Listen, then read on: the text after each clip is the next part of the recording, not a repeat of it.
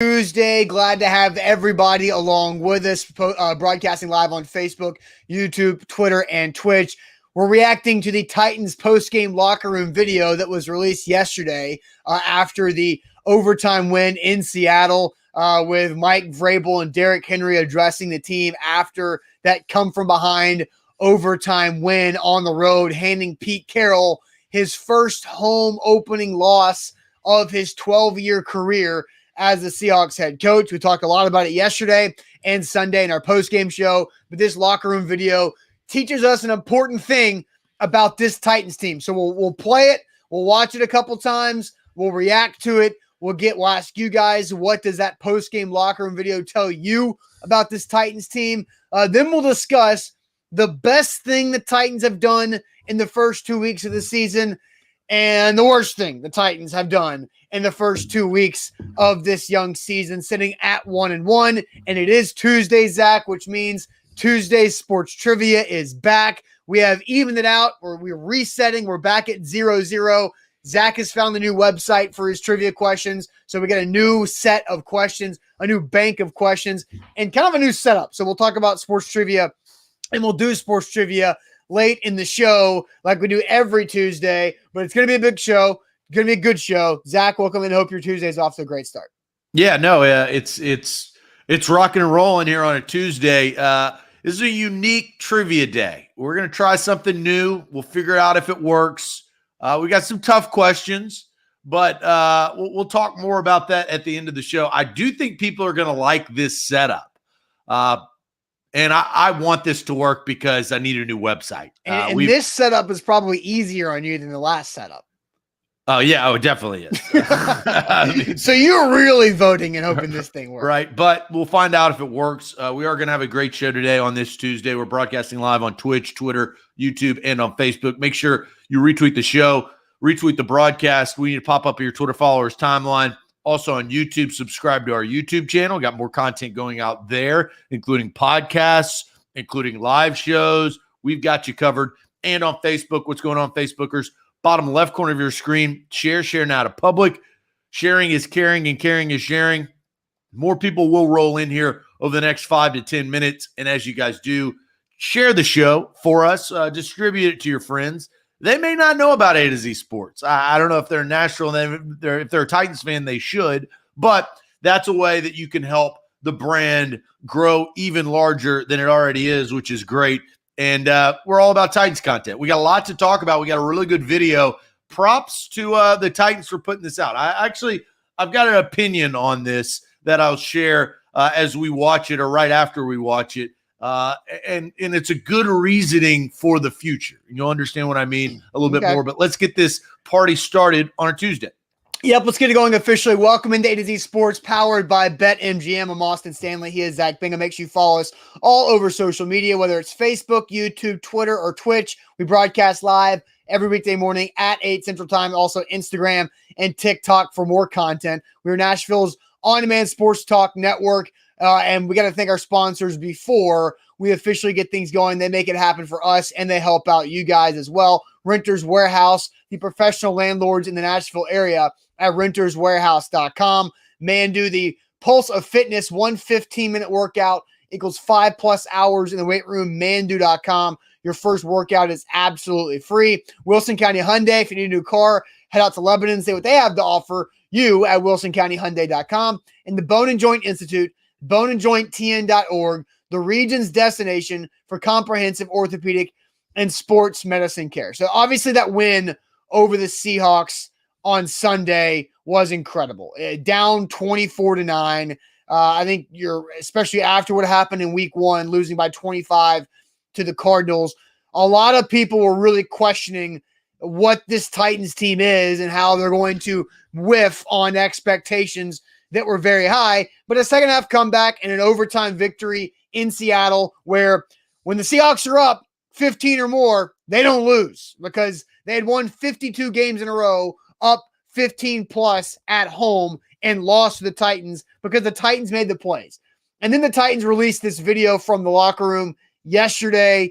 I'm sure a lot of you guys have seen it, but now we're all going to watch it together, of Mike Vrabel and then Derrick Henry addressing the team after the 30 overtime win in Seattle. Fellas, we talked about kicking down the door. You just got to keep kicking. Keep kicking, I promise you. I can't be more proud to be the head coach of this football team. Okay, that is not us in the first half. There's glimpses of it. But that is our identity, Darren.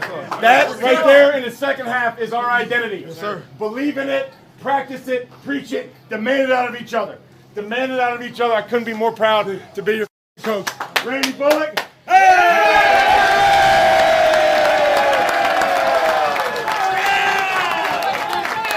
I don't know what it ended with, Derek. But it was a ton, and we had to have it, man. We put a lot on your shoulders. Yes, okay, we demand a lot of you. Congratulations.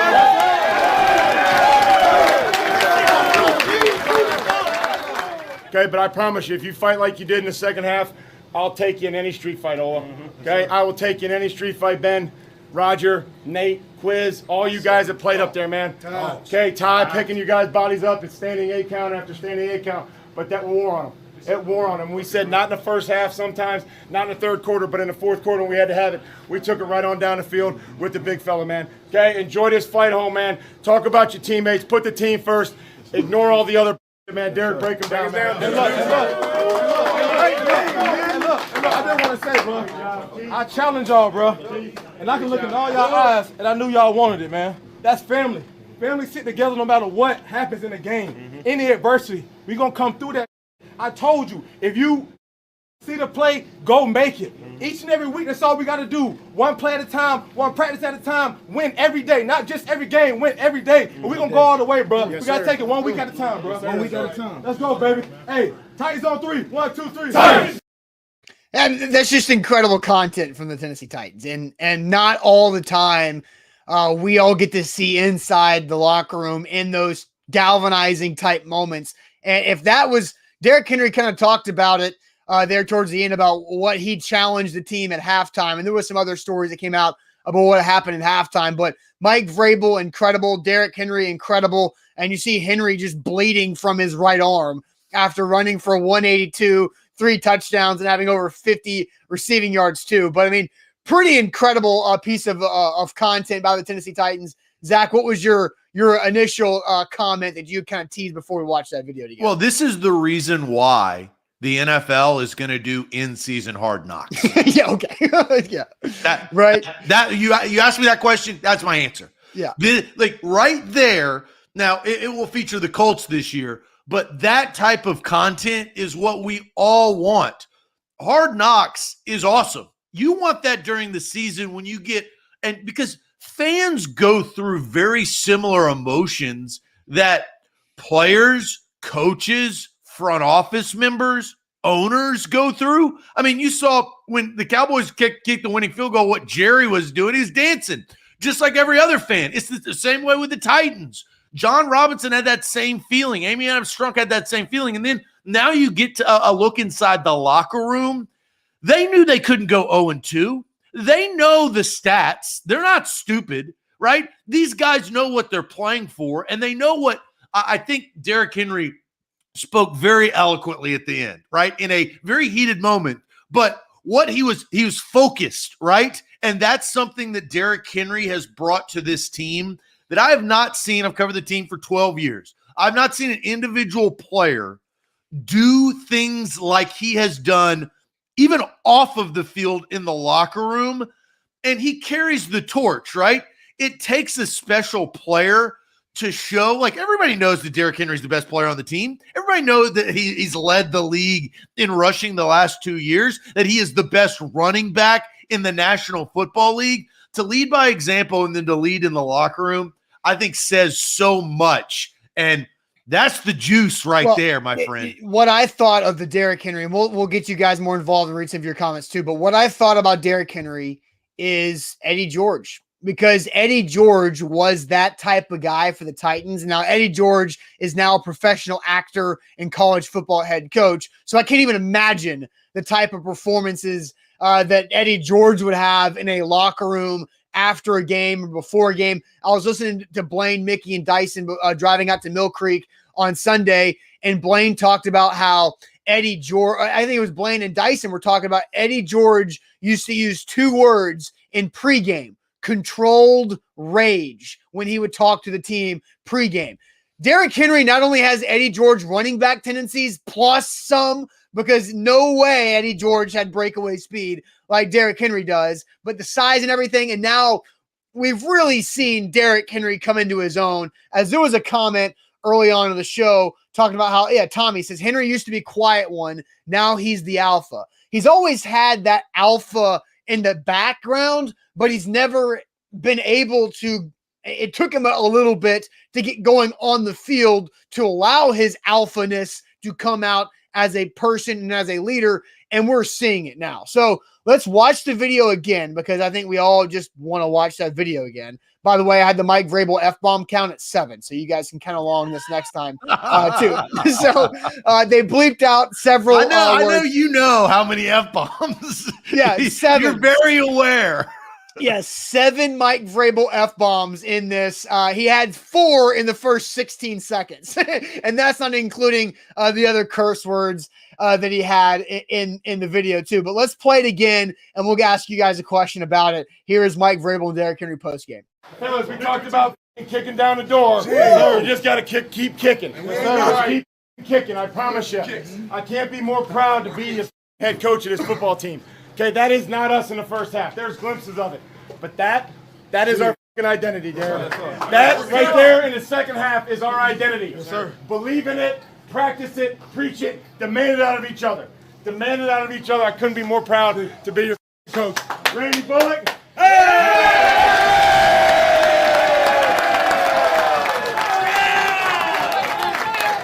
I don't know what it ended with, Derek.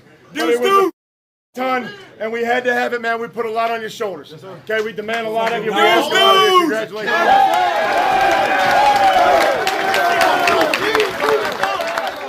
Okay, but I promise you, if you fight like you did in the second half, I'll take you in any street fight, Ola. Okay, I will take you in any street fight, Ben, Roger, Nate, Quiz, all you guys that played up there, man. Okay, Ty picking you guys' bodies up. It's standing 8 count after standing 8 count, but that wore on them. It wore on them. We said not in the first half sometimes, not in the third quarter, but in the fourth quarter when we had to have it. We took it right on down the field with the big fella, man. Okay, enjoy this flight home, man. Talk about your teammates. Put the team first. Ignore all the other man. Derek, break them down, man. And look, I just want to say, bro, I challenge y'all, bro.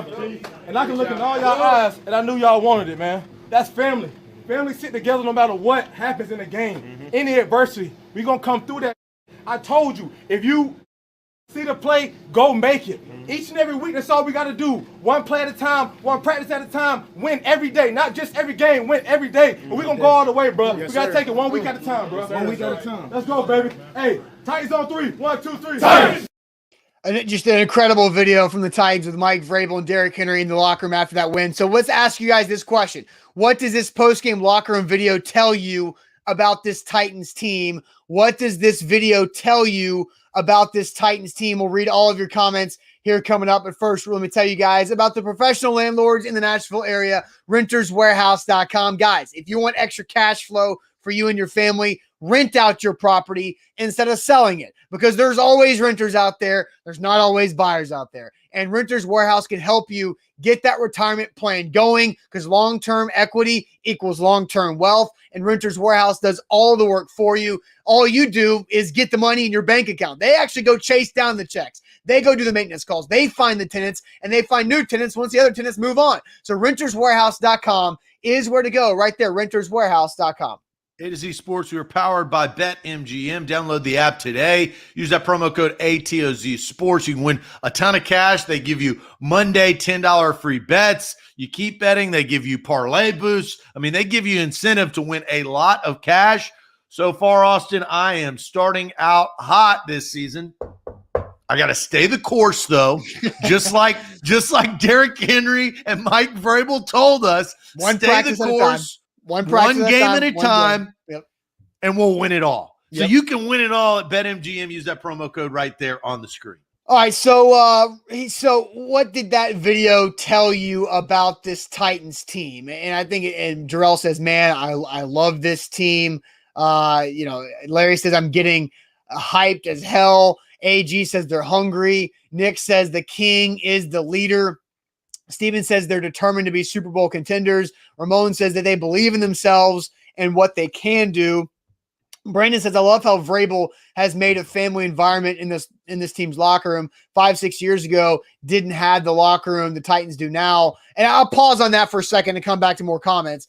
I think with Ken Wisenhunt, it was toxic. It was very toxic. Mike Mularkey deserves credit for helping to fix the bad toxic culture in the locker room, where Wisenhunt's locker rooms did not necessarily care as much about the result of the game. Mularkey did a good job of laying foundation, and then Mike Vrabel and John Robinson continuing to build on that, drafting players that cared about it and moving forward there. And you said drafting players, Ken Wisenhunt didn't have the players. You can't have this type of locker room mentality and feel without the players. And they didn't have them at that time. And look, the front office was in shambles. They didn't know who owned the team. There was no plan B after Bud Adams' death. And so it's taken, just like most things, it takes time to figure out, who has what, who's going to control what, who's going to organize what. And finally, Amy Adams Strunk had really emerged as the controlling owner, and they needed that. Yeah. And after they got that, she started to organize correctly. Yeah. And now they're actually putting a lot more resources back into it. Aaron says Titans about to run into the ship. James says champion mentality. Davidson says brotherhood. Mudgy with a very Zach Bingham-like comment. They found some juice. The fridge was empty before this gut check. Boom. Mudgy's getting the love of the show. Because that's something you would say. I love that, Mudgy. To the T, Zach Bingham type quote. Hunter says Mudgy. Now he's hyped as F to go to work to get this day over with. Caleb says, need to continue wearing those whites. I agree. The icy whites look fantastic. Jason says, Henry makes me want to go work out. Jose says, that's a true King speech right there.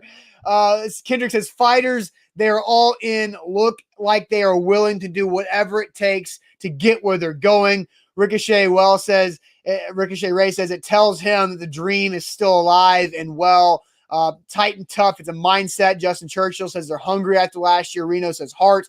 Boogie says, damn, I'm waiting on Ray Lewis to pop out. There's a lot of really good comments from you guys. Zach, what does that video tell you? Because I've got it for me, but what does that video tell you? So I think Vrabel mentioned the word that we've had it on the last two shows, but it was the same reasoning behind our pregame show live from Mill Creek. I told you the game plan. I literally spelled out the exact game plan of what they ended up doing because that is their identity. They're not going to get pass happy. They are going to run the football. Now, it may not work the first, second, third, 10th, 15th time, but it will work the 16th time. And the 16th time went for 60 yards and a touchdown. That is the identity of this football team because it goes to their leader, it goes to the king, it goes to Derrick Henry. They're not going to be somebody that they're not. They're not going to all of a sudden become the Aaron Rodgers and throw the ball however many times. They're just not going to do that. They're not going to put Tannehill in that spot. So I think we all need to stop expecting that and know that this is their identity. They can get it to Julio and AJ when needed, but when the going gets tough, King Henry gets going.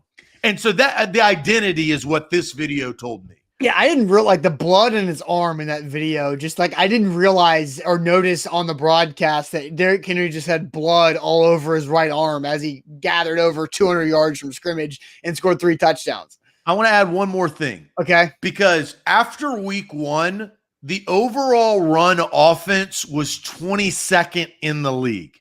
Right. After week 2, they're 4th in the league. And that's just because Lamar Jackson is putting up ridiculous. I'm sure Lamar Jackson and Nick Chubb and the Browns and a couple other teams are right? More consistent with that. Right the ship and do what you do best. And those statistics, numbers don't lie. That doesn't lie. Yeah. So what I took from that is that, look, I think we learned about Derrick Henry being the leader of this team during the playoff run 2 seasons ago when we saw his speech after that Baltimore game. And so that is where I knew what Derrick Henry had really grown into when it comes to being a leader for this team in that locker room. What I took from that video specifically, and it's not the first time we've seen a Mike Vrabel post-game locker room video, but it's the first time that I can remember thinking Mike Vrabel's not perfect. Mike Vrabel makes mistakes in games when it comes to coaching decisions. And he's always going to, because that's part of it. But Mike Vrabel is a good head coach, and a really good head coach, because he has the important traits that a head coach needs to have. He's not the play calling wizard like most NFL teams are searching for from the young 30-something offensive coordinator. He's not the great defensive coordinator who dials up blitzes and has had top-ranked defenses, because we all know when Mike Vrabel has been the defensive coordinator, it ain't looked very good. But Mike Vrabel has the attributes to be a head coach more than he does a coordinator, and it's by rallying a team, by setting a team's tempo and tone, and then by sticking to it and believing in his guys. And Chris adds leader among men. Yes, Mike Vrabel is a leader of men, and you can see why Mike Vrabel, before he got hired as the Titans head coach, people thought highly of him as a head coach. He's absolutely somebody who is a better head coach than a coordinator.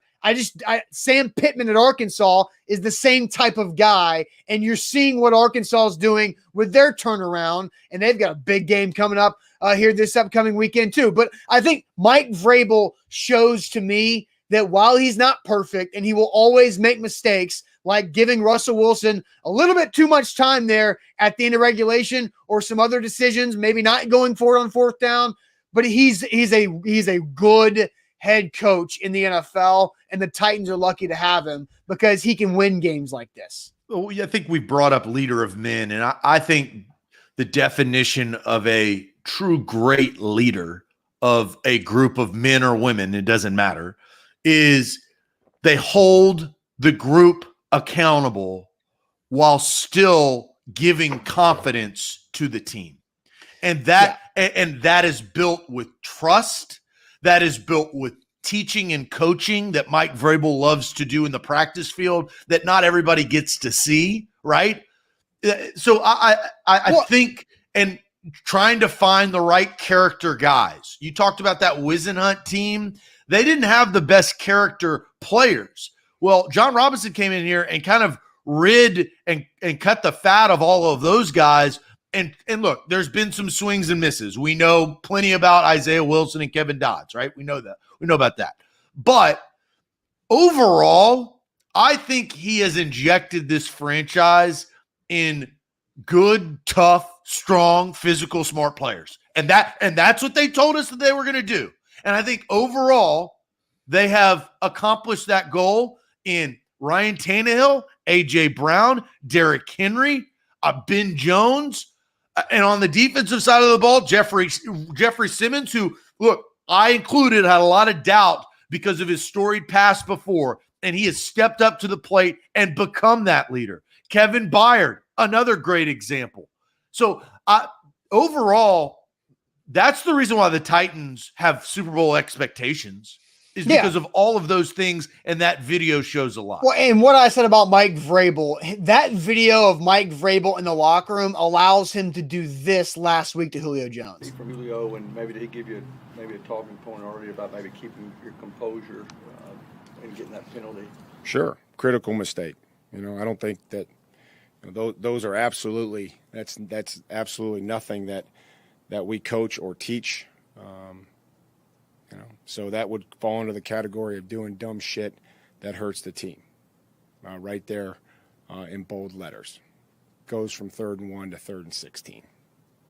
So, I mean, Mike Vrabel calling out Hall of Famer Julio Jones for doing dumb stuff to hurt the team last week, and then because of what he does to their faces and how he holds them accountable at all times, but also rallies them together. It's like you have to have both. You can't have last week calling out Julio Jones in the media where Keyshawn Johnson goes on national TV and, talks about how Mike Vrabel overstepped by calling out Julio, because Keyshawn Johnson is a diva and doesn't understand the type of thing and the type of approach that Mike Vrabel takes. Mike Vrabel told all these things to Julio Jones and every other player before he told anybody in the media about it, which is why I think it's working, why that this locker room has taken to his style of leadership and head coaching. I don't know if this happened, but I would assume that there was a meeting of the whole team, and there somewhere in that meeting, he put up on the screen in big bold letters, "Don't do dumb shit that hurts the team." I don't know that happened. I was not in that room, but based on his thought process, the way that he spoke, right, his cadence, because he was thinking, right, should I say this? Well, I said this. I kind of was like, he's thinking as that clip went, Vrabel's thinking if he should say this to the media. And then he says, well, I said it to the team. I might as well just say it to the media. Well, and he goes, well, I said it to the team and the media last year when Rashaan Evans did dumb shit to hurt the football team in week 1. Right? So but that's what you want. That's the trust. And I have always been a believer in honesty. I think that whether you're in sales, whether you're in relationships, whether you're in a work setting, if you are just honest, I truly believe this in my life, that the truth will set you free. And Mike Vrabel, now you got to pick and choose when you want to be honest, like publicly, like in those settings. But I think that if you are true to yourself and true to what it is, call it like you see it. Julio Jones did exactly that. And then what did he do to follow up that performance, Austin? No, it went off and made big plays. Over 100 yards receiving, should have had a touchdown because of the refs screwed him out of that, but really came to play, and we saw why Julio Jones was traded for what he was traded and why he makes as much money as he does. Absolutely. A to Z Sports here live on this Tuesday. The locker room video is fantastic. If you missed it, you go back and watch the replay of the show. We played it twice earlier in the show. But now, Zach, let's talk about something too. What's the best thing you've seen from this Titans team in the first 2 weeks of the season? They're 1-1. Week 1, ugly. Week 2, started off very ugly and finished fantastically for the Titans. What's the best thing you've seen from this Titans team in the first 2 weeks of the season? But first, let me tell you guys about the Bone & Joint Institute, boneandjointtn.org, the region's destination for comprehensive orthopedic and sports medicine care. Whenever injuries happen in life, and that's kind of a guarantee, is you will have something go wrong and you'll get hurt. You have to know who to turn to and who to trust. That is the folks at the Bone & Joint Institute. They have over a dozen doctors there at their Franklin facility that specialize in nearly any injury that can happen to get you back on the path to recovery and health. They have a great rehab facility right there in the same building on campus, right next to Williamson Medical Center. So guys, they streamline the process for you to make it easy on you, because being hurt sucks, and they know that too. They'll help you get back. boneandjointtn.org. A to Z Sports, we're powered by BetMGM. Download that app. Go to your app store, whether you have Android or you have Apple. BetMGM, they'll hook you up with a fantastic deal, including new users, risk-free bet up to $1,000. So A to Z Sports, you see that promo code right there on the screen. Download the app today. All right, so a lot of things, a lot of comments coming in. What's the best thing you've seen from the Titans in the first 2 weeks of the season? Zach, I'm going to let you scroll through some comments to see what the people are saying this morning. I like this comment. Yeah. Sacks. You didn't see many sacks last year. Was it five through 2 weeks? And really, it could have been 6 because Larrell Murchison's was ruled a tackle for loss instead of a sack when it was. I think he has it right. I mean, I'm going to come back to that. I had 2, and sacks were one of them. So way to go there. Christian Fulton from BLK 6363. Let's see here. Defense is slightly better than last year. Mark says, when the offense is hitting on all cylinders, imagine how unstoppable that they will be. Man coverage from Sherlock. Fulton coming in there from Ryan. Never give up. Fight till the end. From, is it Theron? Theron? Can you give us a phonetic spelling there, Theron? I like Theron. It's like Aaron, but we're going Theron because Theron. Hey, he watches the show consistently. So shout out to Theron.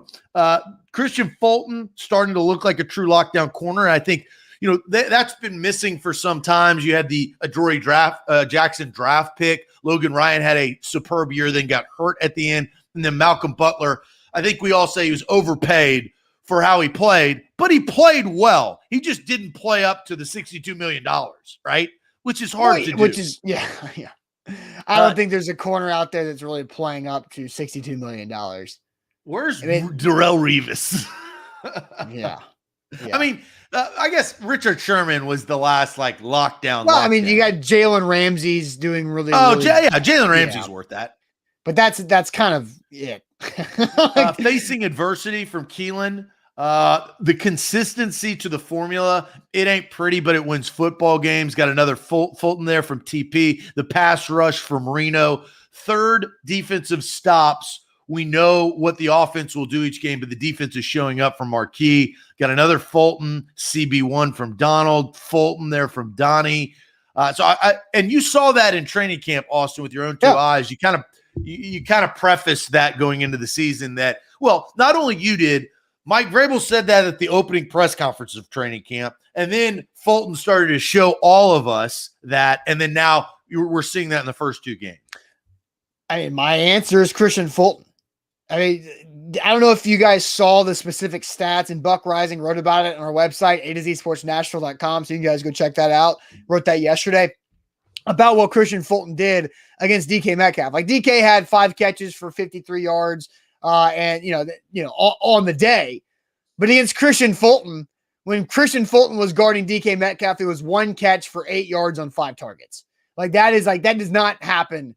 I don't know if anybody's been able to lock down DK Metcalf like that. And like Truck says, he had DK living.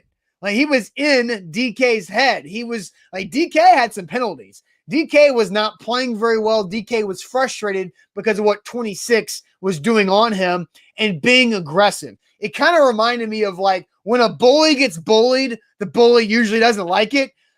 When Christian Fulton was being aggressive and physical at the line of scrimmage with DK Metcalf, DK didn't like it that much, and DK didn't react very well. And that's what I saw from it. It's the way that Spike don't like to play that ball. See, Spike wasn't a bully though. He was just a meathead.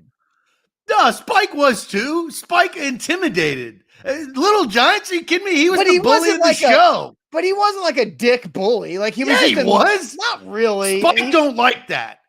Spike ran over everybody. That doesn't mean you're a bully. He was just a meathead. He was menacing. Spike and Gronk are the same person. Let's just be real on that. Carrying refrigerators. No. Gronk is fun, charismatic, and you want to hang out with him. Spike grew up and peaked at high school, and then now is a shell of himself. Now he's actually carrying refrigerators for a living instead of playing football or something like that because he peaked in high school. Anyway, but I think Christian Fulton is by far the best thing over the last 2 weeks because just what he's been able to accomplish and the wide receivers that he's gone up against the last couple of weeks are high-level wide receivers, with it being A.J. Green and DK Metcalf. Now, he made the one mistake that we talked about last week with biting on an underneath route in coverage there that Marcus Spears brought up last week. But I think absolutely Christian Fulton has been the best thing about the Titans the last 2 weeks combined. So I'm going to go with our earlier comment with sacks, but I'm going to go to the defensive line. I said this on the postgame show. They've really performed higher than I expected. Bud Dupree is not, he's not game wrecking. Now yet he could. I think he has that ability. You saw that in Pittsburgh. I think Harold Landry, it's only a matter of time before he gets that bend and gets to the quarterback and maybe gets some sack fumbles.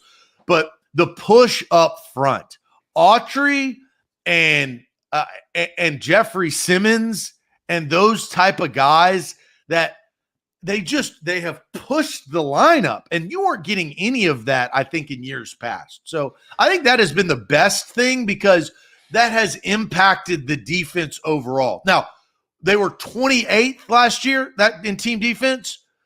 They're now 24th. So and they had a bad performance in week 1. And they're starting to climb. I don't think they're going to get top 10 or scoring defense. I don't know if they're going to get 12th, but I do think that they can reach the 18 to 15 mark in team defense if they keep this up.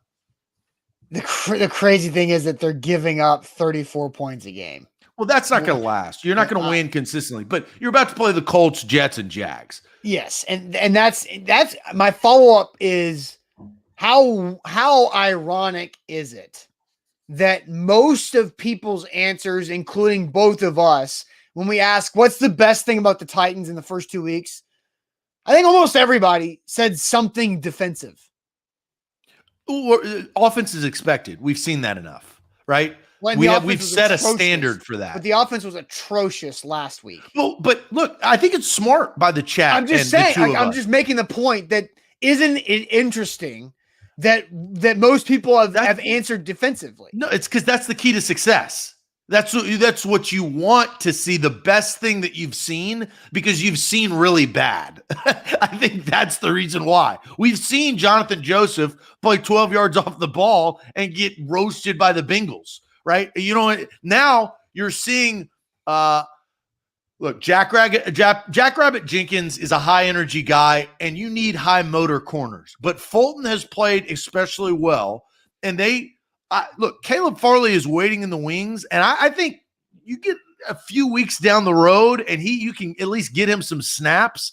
That could be big. So I'm not surprised about that. We've just seen such bad defense. Now you're seeing better defense. It's better. They're giving up 34 points a game in 2 weeks, which is third worst. The offense attributed to some of those points. Yeah. To be exact, 14? No. Maybe 28. Yeah. Of those, of the 70 or 68 points? Because you had 2 sack fumbles. And I don't remember if the Cardinals scored a touchdown after the Ryan Tannehill interception in week one, but the Seahawks scored off of all 3 Tannehill fumbles ended up being touchdowns the other direction. Right. So, I mean, but I think I just thought that was really interesting that, like, we talked about what's the best thing that the Titans have done the last 2 weeks, and the majority of the answers were something along the lines of Christian Fulton and sacks and pass rush and defensive line. I mean, I think that's pretty impressive that the Titans have been able to show us that, even though I think we're about to talk about the defense again with some of the things that we're going to hit on in this next segment with what's the worst thing we've seen from the Titans in the first 2 weeks, because you got to go both ways. You know, we can talk about for 10 minutes about the best thing they've done and how great Christian Fulton's been, but what is the worst thing the Titans you've seen from the Titans in the first 2 weeks? But first, Zach, tell everybody about Wilson County Hyundai. Yeah, Wilson County Hyundai is where you need to get your next ride, right there at wilsoncountyhyundai.com. They've got you covered. Wilson County Hyundai, quick trip down I-40, exit 236. You can get the Sonata, which is a 4-door sedan. You can get a midsize SUV like the Santa Fe, the Elantra, which is also a smaller sedan, but they also got the Palisade. And that Palisade is sick. It dominates the streets. It's a full-size SUV. They just came out with it a few years ago, and now it's better than ever. This is the primo time to buy a Palisade, and I'll tell you why. You know, the iPhone comes out, you want the S, why? Because all the kinks have been worked out. 2021 going into 2022, they've figured out the Palisade. This is the best version of the Palisade. You got Apple CarPlay, you got third row seating, you've got different sport modes, snow mode, rain mode. I mean, they got all the modes that you want, and for a great price. WilsonCountyHyundai.com. A to Z Sports are powered every morning by BetMGM, the king of sportsbooks. Download the app. Use that code ATOZ Sports. You get a risk-free bet up to $1,000 after your first deposit and for your first bet. So again, you download the app, sign up, ATOZ Sports. Make your first deposit. That first bet is risk-free up to $1,000. Got my one-game parlay groove back last night, Zach, with the one-game parlay that I hit for last night's game. Had Big Bob Tunyon receiving yards, had an alternate total that hit, had the Packers minus 2.5 overall, and then the first quarter over, all together to win me plus 230 that I hit in that one game parlay. So love that from BetMGM. Make sure you download the app, use that code ATOZ Sports. Visit BetMGM.com for terms and conditions. You must be 21 years or older, must be present in Tennessee, and for gambling problem support, call the Tennessee Red Line at 1-800-889-9789. The worst thing we've seen from the Titans in the first 2 weeks? There's a lot of answers on these, Zach. I'll let you start with them. Well, worst thing, wide receiver drops from BLK. You got kicking game and the offensive line depth. Back into the defense as a whole, but feel like the next three quarterbacks can fix that going against looks like Jacob Eason, possibly Carson Wentz. Then you've got Zach Wilson, who's a pick machine. I think he's got 6 picks. He had 4 last week. I think he had 2 the first week. And then you got Trevor Lawrence, who's banged out. Getting away from the offensive identity was the worst thing. Foggy starts, drops from big-time receivers like A.J. Brown in week 2 and Julio Jones in week 1. Yeah. Brooks says Tannehill can't keep fumbling the ball when he gets it. Protect the rock. You cannot let Tannehill keep getting sacked, can't prepare for injuries in their defense. Every team is going through it. And that's Kilo right there. Every team's going through it. Like you're seeing Carson Wentz spraining both ankles. You're seeing Tyrod Taylor and other quarterbacks around the league. Derek Carr getting banged up. But, quarterbacks get hurt because they take big hits. And Tannehill has taken several big hits really from his back, right? And that's where a lot of injuries can occur. When he's back there and somebody smacks him in the back mid-throwing motion, that's not a good thing to happen. So Tannehill so far has gotten pretty lucky. And Jesse Jones brings up, I just want to know why the Titans look better without Lewan. Well, they didn't look better without Lewan in week 1 because Kendall Lamb came in there, had 2 false starts and gave up a strip sack too to Chandler Jones. So, I just think what do you think about that? Lamb was bad, but Lewan was worse. Lewan was terrible. So, that's the point. That's what he's saying. But I think people are putting too much into, the team was better because Lewan was on the sideline and sweats. I just think that's just not the team is better when they have Taylor Lewan when he's right. Obviously, he's not right now. All right. So, I've been thinking about this because they won't tell us the injury. I mean, their lips are sealed, right? And all you can do is kind of go by what they have said. He's coming off of an ACL. He leaves the game for 2 series in week 1 with cramps. Then comes out and, he's got a hitch in his giddy up, as we said, right, in pregame. And he is not able to go. It looks like, and I don't want to speculate on injuries, but maybe it could be muscular based on the cramps and maybe the hitch, that is something that is not right for gameplay. Taylor Lewan had not played in a game prior. I mean, he played some preseason action, but we know what that is comparative. They haven't put him on IR. Right? No, they didn't yesterday, at least. And so I think Lewan, I agree with Dom. Lewan's no longer is Taylor Lewan an elite tackle. He's had too many things the last 2 seasons that have thrown him off that path. And something's up with the ACL. I think he's just not ready. I think he thought he was ready, and then he just realized that he wasn't ready. I don't know if something happened in pregame. We don't know yet. But the Titans cannot afford for Taylor Lewan to be out there not ready. Like a Ty Sambrailo not ready is better than a Lewan not ready, I think. But you have to give him an opportunity to bounce back from week 1 when he wasn't ready. You don't just write him off that quick. But you can say at the same time that he's got 15 games left at minimum in the regular season to prove that he's worth keeping around next year. I don't want to say too early. I think that ship has sailed. But I do think that you got to save Lewan from himself and his mentality and his mindset.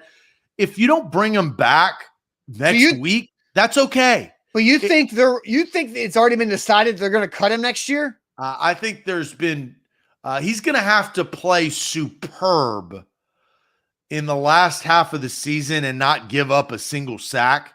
And I just don't foresee that happening, right? I'm playing the odds. I'm not doubting Lewan. I'm playing the odds. No, I think it's more. I think it's more.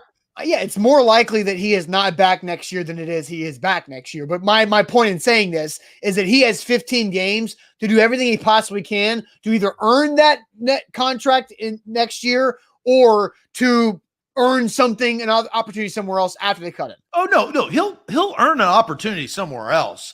I think I went into this season knowing the contract and the dead cap that we talked about. Lewan was going to have to play really, really good to justify his price tag for 2022. And he had to come out of the gates and have that trajectory of playing the Pro Bowl type tackle. But he hasn't done that, right? He's played really, really bad in one game and then got scratched in the next. Doesn't mean that he can't bounce back later in the season. But I think that ship of Lewan, it's just the structure of the contract. Well, no, I'm with you. It's the time. Eat the $1 million. It's $1.7 million dead cap. They can save $10 million if they cut him in the offseason. But again, like I kind of compare Jack Conklin's third year and Taylor Lewan this year, because Jack Conklin's third year was him coming off the ACL. He was not right. And they ended up putting him on IR mid-year with a knee injury. And I believe he also got a concussion that season. Then they declined the fifth-year option that spring because of the bad third year with injuries. And then he balled out in year 4, got paid $20 million by the Browns a year. And then Titans fans are pissed that they didn't keep him. But we both said that was the year you let him walk, right? Right. But Taylor Lewan, right now with the injury and not recovering as well as, Bud Dupree, and maybe you hoped he would have, and he hoped he would have, struggles this year, the Titans make the move to move on from him. And then the second year after the injury will probably be more like he was before it than he was this season. And right? That's okay. But the Titans, let's face it, they were not looking for his replacement, but they wouldn't have been disappointed if they found it if Isaiah Wilson had worked out. They drafted that guy because they knew the situation. John Robinson has a damn whiteboard in his office. He knows exactly what the contracts are, and he knows what the projected player history is, right? Like, what you can get probably the most out of a player and how much his value is and how the structure of the contract is, because he made the damn contract. Taylor Lewan was set up if he did not have a superb year, and we know that the last couple of years it has not gone his way, with the performance-enhancing drug suspension to the ACL tear to the terrible game against Arizona. That has not gone the way that Lewan wanted. But John Robinson, they're players. Yeah, unfortunately, it's a meat market. You got to sell the cow and buy a new one. That's just how it is. And so Lewan his career is plenty. He will find something else. But he has to prove this year when he comes back, when he is ready, that he can play up to the caliber and Lewan's standard. Because we all know Lewan holds himself to a very high standard, which makes him so good. Can he get back to that standard? Yeah, Kevin says that John Robinson traded Jarrell Casey before the inevitable decline, and Casey meant more to this team than Lewan.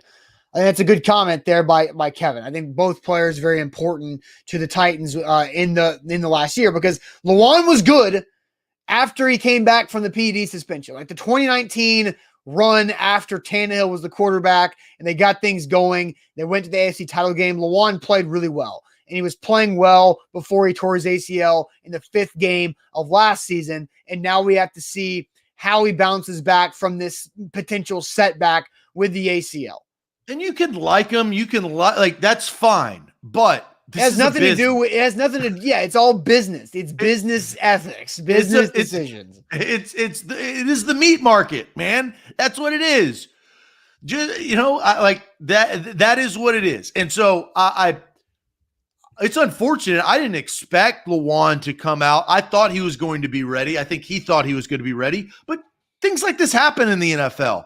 But the team cannot sacrifice Ryan Tannehill's health to get Lewan back right and throwing him out there. And so it was probably a group decision between Lewan and the doctors and the team to say, you're going to scratch. You're going to be scratched for this Seahawks. But also, we talked about it.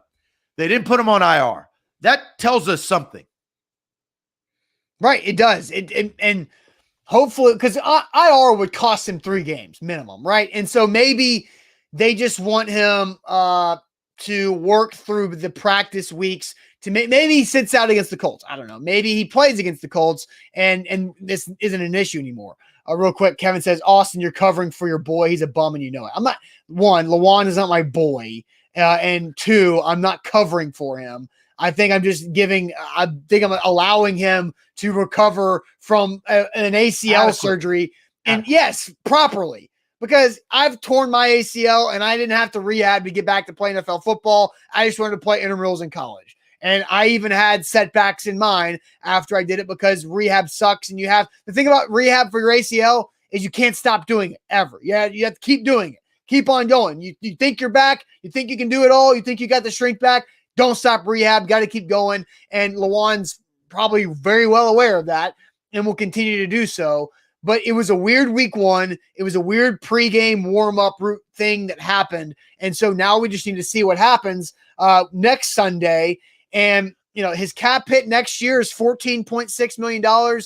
They can cut him and save $12 million, over $12 million if they want to. And so that's a possibility right now. And Lawan is the only person that has the ability with 15 games left to try to save his ass for next year because he wants to be here, right? I think John Robinson would love to not have to have a reset at left tackle. I think Dylan Radins was more of a Lawan replacement long-term than Isaiah Wilson. Isaiah Wilson felt like a full-time right tackle. That's what he did in college. Dylan Radins was a college left tackle that might have been a Band-Aid at right tackle and then replaces Lawan eventually at left tackle. But right now they're getting Radins more reps at guard. So that's confusing too. And so now you've got 2 O-line draft picks in the first and the second round in back-to-back years. One was a complete disaster, the worst bust in NFL history, in my opinion. And the second one is not working out really well right now. But, he's got time. And so I think you just have to hope that Dylan Radins can come along. So that's kind of how I feel about the entire situation. The last thing, you need Taylor Lewan to protect Ryan Tannehill for a playoff run. That is what you want. You don't want to pay a guy $10+ million to be on IR or sit on the bench. You want Taylor Lewan to get back to who he originally was and play the Pro Bowl caliber left tackle position, because when you get into the playoffs, you're going to play pass rushers that love to rush the quarterback. So that you want Lewan, I think that is number 1, to get to where he needs to be towards the end of the season for a playoff run. Yeah, and Brent says, why in the world would John Robinson draft Dylan Radins over Trey Smith? 1, Trey Smith is a guard. Dylan Radins was coined as a tackle in the draft. So 2, we don't know what the Titans had or did not have when it comes to Trey Smith's medicals and the blood clots, because everybody passed on Trey Smith at least 5 times. A lot of teams passed on him 6 times, and the Chiefs were smart enough to take a flyer on it. So he could have drafted, thank you, Ethan. He could have drafted both. Should he have drafted Trey Smith? That would have been great, because guess who also is on the last year of their deal? Ben Jones, the center. Guess who also is in his 30s, well into his 30s and battling injuries? Roger Saffold. I think Trey Smith would have been a great draft pick, but you can't talk about Trey Smith as an option at tackle right now. Trey Smith is an interior offensive lineman. Yeah, I mean, I don't disagree. That's hindsight. It's all hindsight. Yeah, well, again, right. But what was your worst thing? Did we answer that? We just get off on a Lewan tangent for 15 minutes. My worst, and the chat got it. Man, the chat got both of mine. Yeah. And they got gobbled up, but it's slow starts. The worst thing has been the slow starts. What is this team going to be playing with the lead? They're playing from behind the first 2 games. So that's the question is, what is the worst thing that you've seen the first 2 games? It's getting behind by double digits in the first half. Can't do it. That's the worst. I mean, right. I don't even think there are other bad, but that is the worst. I think the singular worst. Well, the worst for me is secondary communication, because they've had several just flat out busts in communication and coverages that have ruined good defense. Because think about this. Like obviously Russell Wilson had 2 60-yard touchdown passes. He had another 50-yard gain. Those were just flat out miscommunications and breakdown in defense. Kyler Murray, his big 3rd and 10 conversion that really put that game on ice for the Cardinals was a 3rd and 10 breakdown in losing your man. And so I think but that wasn't a communication. That was just a better athlete beating Elijah Molden. Right. But that wasn't, that was a one-on-one. Like that wasn't communication. That was just one guy's better than the other. Well, they lost Rondale Moore. Rondale Moore ran free in the middle of the play. And that happens, especially when a quarterback can run around like Kyler Murray, but it doesn't need to continue to happen. And the point is that the defensive communication issues are still an issue right now. And so for me, my best thing is Christian Fulton, and my worst thing is the breakdowns in the secondary from everybody but Christian Fulton. And Christian Fulton's been great. He has not been anywhere near these defensive breakdowns for the most part. It's been Bradley McDougald, Elijah Molden, Kevin Byard has probably been a part of it a little bit. Jackrabbit Jenkins, Amani Hooker, like the other Chris Jackson. And so that's where I say they cannot keep giving up these massive plays, because the 68-yard touchdown pass from Russell Wilson was on 3rd and long. It was 3rd and 12. And you give up a 68-yard touchdown pass? They're not even worried about giving up 3rd and long. You give up the whole damn touchdown. You can't keep doing that. And they've done that again after a whole year of doing that. So that's my worst thing. Last thing before we get to sports trivia. Yes. Ben Jones played a hell of a game hurt in Seattle. That's a key person on your offensive line, knowledgeable veteran. You got to watch his health this year. Especially because they could not afford to not have him out there, because Saffold was also out and their backup center was playing left guard, Aaron Brewer. And so if you lose both Saffold and Ben Jones, you're in a world of hurt, because you're going to probably have to play Dylan Radins or get really creative. I don't know if Quessenberry slides into guard and you put Lamb at tackle. It just gets weird, and you don't want that to get weird. All right. Let's jump into sports trivia. We have 10 questions. We have a new setup with sports trivia, so we're very intrigued to see how this is going to go. So sports trivia, but first let me tell you guys about Mandu, the Pulse of Fitness. 1 15-minute workout equals 5+ hours in the weight room. Mandu.com. Your first workout is absolutely free, so go check it out. Full body electronic muscle stimulation. I can't wait to get back in the Mandu lab, hopefully on Wednesday tomorrow. But Mandu, they can help you achieve your fitness goals, whatever your goals are. Maybe you got to lose 10 more pounds. Maybe you want to add extra muscle mass. Maybe you just want to get stronger. Maybe you have an old injury that you need to rehab. Mandu is perfect for any of those fitness goals that you have.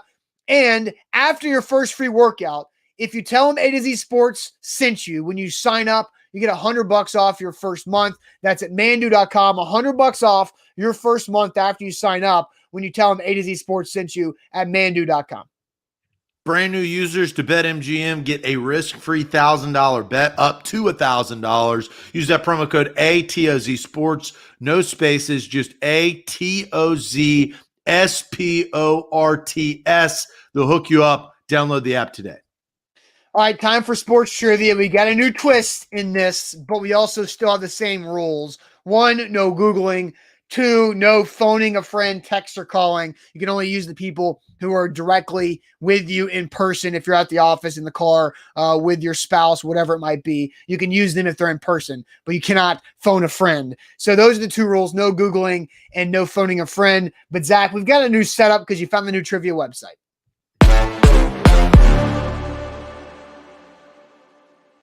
Set the stage for us, Zach. What is the new setup for sports trivia? So it's multiple choice, and there are 10 questions. They're all multiple choice, but we don't know if we get them right until all 10 are submitted. So it's basically like a buildup of, we're just going to go through all 10 questions. And these are difficult questions. Like today, it is themed the history of the NFL.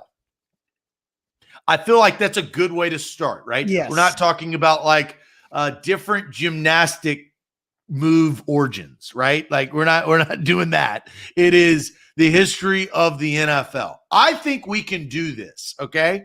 I believe in us. But we're not going to know until the very end. It is multiple choice, and we just got to decide and go. We'll final A to Z it and then move forward. Yeah, all right? it's like actually taking a group test. Is you have no idea until the teacher grades it at the very end. Absolutely right. So let's start with question number 1. Which franchise was the oldest in professional football history? The New York Giants, the Chicago Bears, the Arizona Cardinals, or the Green Bay Packers? Well, it's not the Arizona Cardinals. No, It's not. also not the New York Football Giants. The Bears and Packers, I feel like we've had something similar to this with our old trivia setup. Man. We got a ton of Packers. Packers. Are we sure it's not because the Chicago Bears were not initially in Chicago, but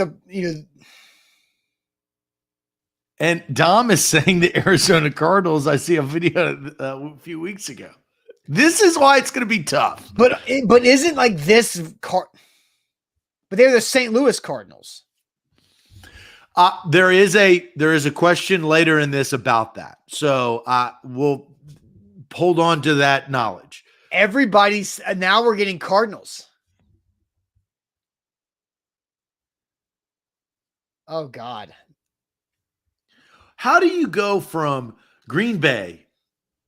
Let's see. How do you go from all of those Packer answers, Packers, to Cardinals? I want to make sure that one person that said Packers early is not changing. Dom did say that he saw a video on it on YouTube. I think he said. So is Dom? that where? Well, we got to make a decision. I want a Dom confidence level in him watching this YouTube video. And again, do not Google. Don't be a dunce in Google, please. Like Jesse says, the Packers won the first Super Bowl, but the first Super Bowl was like 50 years after the first professional football team. The question is, what franchise was the oldest in professional football history? I mean, we got to keep going. This is question 1. I do know, have to. I'm waiting for Dom. Says he's in an 8 out of 10. He's pretty sure. So let's go with Dom and say the Cardinals, the oldest were the first. Right? The oldest in professional football history. The Cardinals, final A to Z. And we move forward. On. We don't know the answer yet. We move forward. The first recorded NFL season occurred in 1920. Only 2 of those franchises survived. One was the Chicago Bears. Yeah. But they weren't called the Bears. And they weren't in Chicago in 1920. They were somewhere else in Illinois. What were the Bears called in 1920? What are the options? The Muncie Flyers, the Decatur Staleys, the Hammond Pros, or the Dayton Triangles? They were the Decatur Staleys because it was based off of a car dealership. Do you know? Is that? I feel pretty good about it. The Muncie Flyers, the Decatur Staleys, or the Hammond Pros, or the Dayton Triangles? I think they're the Decatur Staleys. That's my answer. I feel good about that. It seems like the chat is agreeing with you. You want to lock it in? We'll lock that one in. Next question. Which team entered the league in 1921? The Green Bay Packers, the Washington Redskins, the Detroit Lions, or the Philadelphia Eagles? Packers, Redskins, Lions, or Eagles? I think it's Packers or Lions because I don't think they would branch that because it started in the Midwest. And so they didn't go east that early. So I want to say it's the Packers. The chat is going now. Because they played last night. Did anybody notice a 100 years thing with either team? Because that would be the 21. That would be 100 years. Anybody on record? I think I may be wrong. The first question of the oldest, I wanted to say it was the Chicago Bears, but I trust the chat and the 8 out of 10. This is a little difficult because it's a 1 year. I mean, we've got a ton of different. I think it's the Packers. You want to go Packers? Yes, Packers final A to Z. All right. The initial name of the Detroit Lions was the Spartans. What city did they start in? Lansing, Muncie, Detroit, or Portsmouth, Ohio? So Lansing, Michigan, Muncie, Indiana, Detroit, Michigan, Portsmouth, Ohio. Well, Ed said this in response to our previous question. So Portsmouth sounds right. And I do know Ohio was the main birthing ground of a lot of NFL teams before they moved away. So I think Portsmouth is the answer. You want a final A to Z that? Final A to Z that one. Okay. Next question. So what question number is this? This is 5. Okay. The Boston Braves entered the NFL in 1932. They changed their name in 1937 to what? The Atlanta Falcons, the New England Patriots, the Washington Redskins, or the New York Jets? The Boston Braves would have changed their name to the New England Patriots, right? You could have relocated again. Yeah, they could have, because you had, the New York Titans, I thought it was, instead of the Jets. So I don't think it's the Jets. It's not the Jets. So you have the Atlanta Falcons, the New England Patriots, the Washington Redskins, or the New York Jets. I think this one's Washington. The Boston Braves turned into the Redskins? Yeah. Because there's no way that Atlanta would have gotten 2 Braves. Like, that would have been too ironic, because the Milwaukee Braves, right? Is that who moved to Atlanta? Where did the Atlanta Braves come from originally? Milwaukee. Yeah. So there's no way that Atlanta would have gotten the Boston Braves and the Milwaukee Braves. That's just too weird. So the majority of the Scott, Louis, Danny, Michael, a lot of them are going Washington. I think it's where Washington. we want to go? Yes. Final A to Z. Question 6. The Rams franchise entered the league in 1937. Oh, what city hosted the Rams in their early years? It's the St. Louis Cardinals. St. Louis, Milwaukee, LA, or Cleveland? It's the St. Louis Cardinals. I believe that is correct. You want to lock that in? Final A to Z.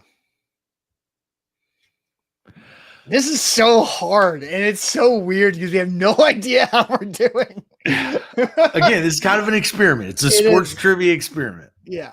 Question number 7. I think that is the correct answer. But question number 7. Art Rooney was the legendary longtime owner of the Pittsburgh Steelers. Yeah. But what other team did he also partially own for a brief period of time? The Philadelphia Eagles, the Washington Redskins, the Cleveland Browns, or the Denver Broncos? I have no clue. Art Rooney partially owned what team for a brief period of time? Eagles, Redskins, Browns, or Broncos? I feel like it would be the Steagles, because I think Mark's onto something, because there is such thing as the Steagles. Really? I've never heard Yes, of that. there was something that happened with, now a lot of people are guessing Broncos and Eagles, but there is something that happened at one point where the Steelers and Eagles had to combine their teams to be the Steagles. Maybe it was like, I don't know if it was during a war or something. Well, we have a war question next. Okay. Well, I think it's Eagles. Well, we have to answer this question before we move to the next question. I'm going to go Eagles final A to Z. Okay, because the next question is World War II took a toll on the NFL. Mm-hmm. The Steelers were forced to merge with the Eagles in 1943. They also had to merge with another team in 1944. What team did they combine with that year? Rams, Cardinals, Giants, or Bears? Rams, Cardinals, Giants, or Bears? So I think the Art Rooney question we got correct. But this next question throws another wrench in it. We're getting a lot of Cardinals. I think we should go Cardinals. I mean, these are tough. These are really good though. Like, it's very fun. Monsoon says he had this at a trivia night, and Monsoon answered Cardinals. So let's go Cardinals. Final A to Z on this one. All right, question number 9. We've got 2 more left. One team was actually forced to suspend operations for a year during World War II. Who was forced to take this drastic measure? The Browns, Rams, Giants, or Packers?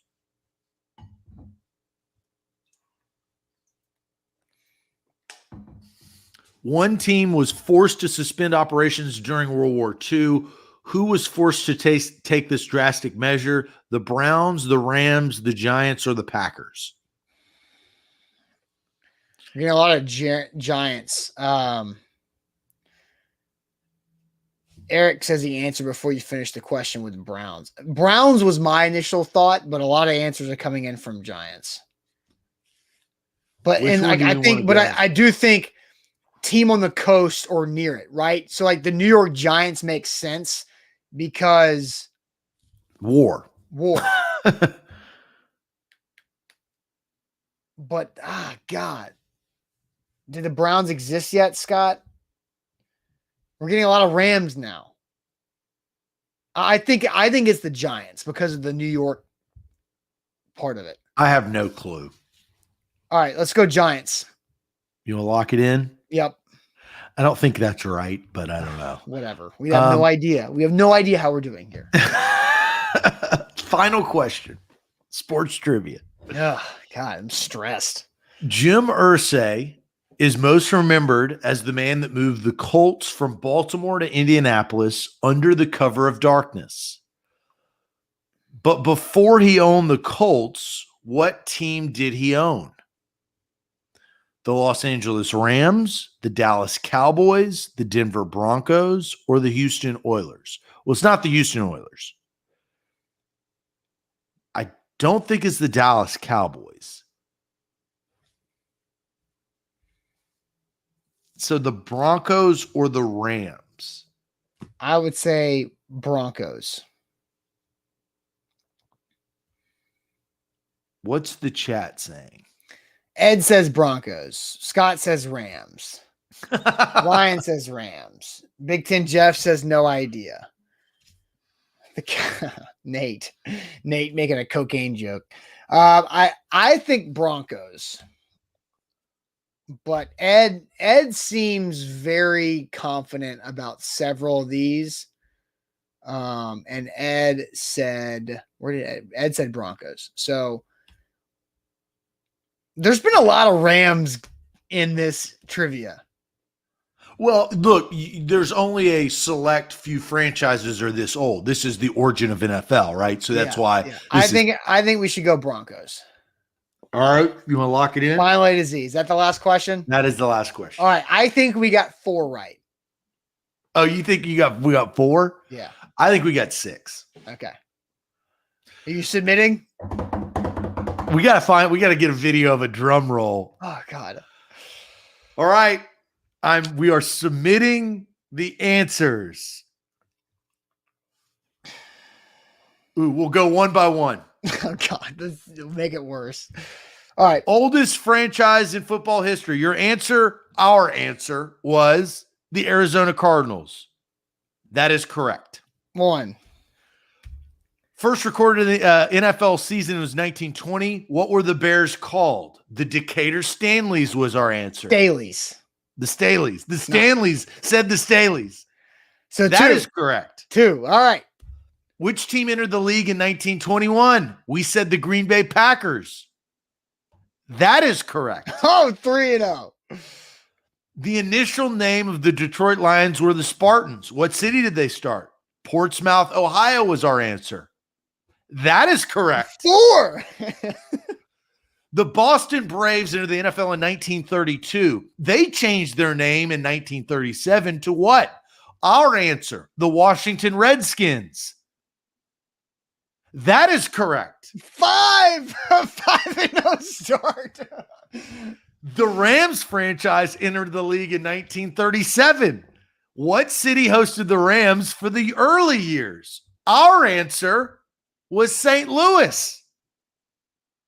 That was incorrect. Oh. The correct answer was Cleveland. The The Rams played in Cleveland from 1937 to 1945, then moved to Los Angeles in 1946. Interesting. So, 5-6. Art Rooney also partially owned what other franchise besides the Pittsburgh Steelers? Our answer, the Philadelphia Eagles. The correct answer, the Philadelphia Eagles. 6-7. Number 8, World War II took a toll on the NFL. The Steelers were forced to merge with the Eagles in 1943, but they also merged with another team in 1944. What team did they combine that year? Our answer was the Cardinals. That is correct. Oh, 7 of 8. The Pennsylvania Steagles. They went 5-4-1 that year. Number 9. One team actually forced to suspend operation during World War II. Who was forced to take this drastic measure? Our answer was the New York Football Giants. That is incorrect. The correct answer was the Rams. Okay. So we've got 7. Both Rams co-owners and many of their players joined the Army that year. Okay. So we've gotten 7 of 9 correct. This would be an incredible 8-2 start. The final question. Jim Irsay, most remembered for the man that moved the Colts to Baltimore under the cover of darkness, also owned a team before the Colts. What team did he own? Our answer, the Denver Broncos. That is incorrect. The correct answer was the Los Angeles Rams. Interesting. So 7-3. We got 7 out of 10. The average score for this particular quiz, 4 out of 10. Yeah, well, we also had like hundreds of people taking it together. So normally it's a little bit different. I kind of like that. I do too. It's super stressful. It took a lot longer than the other ones. But, I mean, yeah, Mark's right. Hot start. 5-0 start. Limped to 2-5. 2 out of the last 5. But, hey, opposite of the Titans, I guess. That was fun.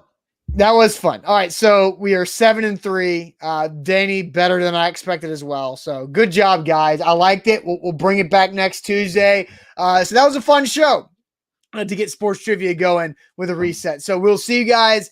And we learned a lot, right? Like yes, I feel like I know a lot more about the NFL's history than I already did because we did a good job with that. So all right, guys. Hope you have a great rest of your Tuesday. Don't forget.